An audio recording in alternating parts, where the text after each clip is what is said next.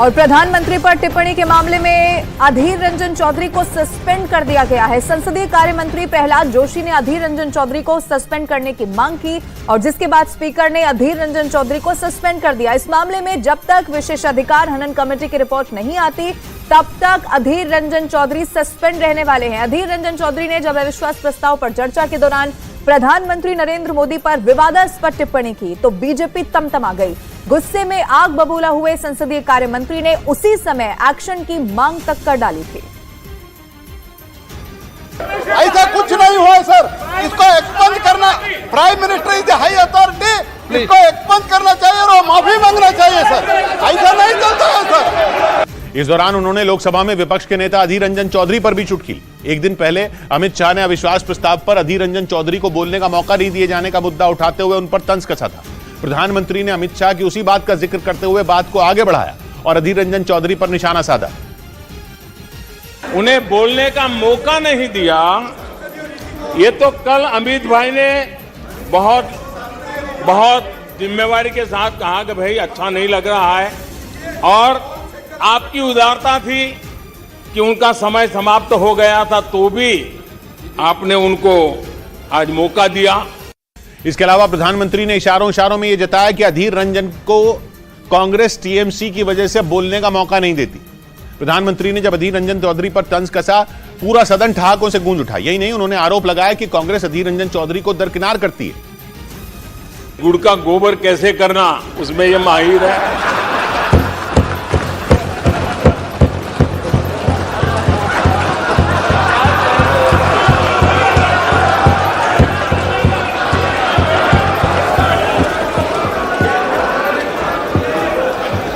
मैं नहीं जानता हूं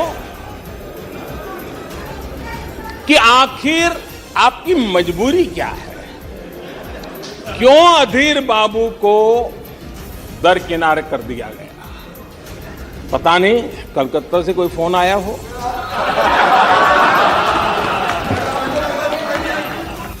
अविश्वास प्रस्ताव के आखिरी दिन बोलते हुए प्रधानमंत्री ने राहुल गांधी पर इशारों में हमला किया। उन्होंने उनका नाम तो नहीं लिया लेकिन अपने अंदाज से बता दिया कि वो राहुल गांधी के बारे में ही बात कर रहे हैं। उन्होंने हिंदुस्तान एरोनॉटिक्स लिमिटेड का जिक्र करते हुए राहुल पर निशाना साधा, क्योंकि राहुल गांधी ने सरकार पर हिंदुस्तान एरोनॉटिक्स लिमिटेड को बर्बाद करने का आरोप लगाया था। उन्होंने 2019 के चुनाव के दौरान यह मुद्दा उठाया था।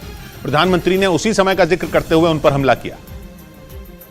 खेतों में जाकर के वीडियो शूट होता है, मालूम है ना? खेतों में जाकर के वीडियो शूट होता है सर।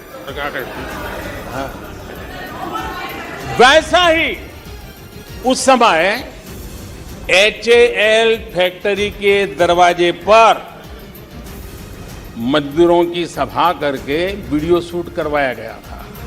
कांग्रेस समेत दूसरी विपक्षी पार्टियों पर निशाना साधते हुए प्रधानमंत्री ने उन नारों का जिक्र किया जो उनके खिलाफ लगाए गए। प्रधानमंत्री ने उन्हें उनकी सफलता की दवा बताया और विपक्ष पर निशाना साधा। सबसे प्रिय नारा क्या है? मोदी तेरी कब्र खुदेगी। मोदी तेरी कब्र खुदेगी।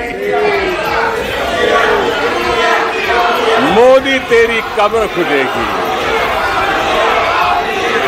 ये इनकी पसंदीदा नारा है, लेकिन मेरे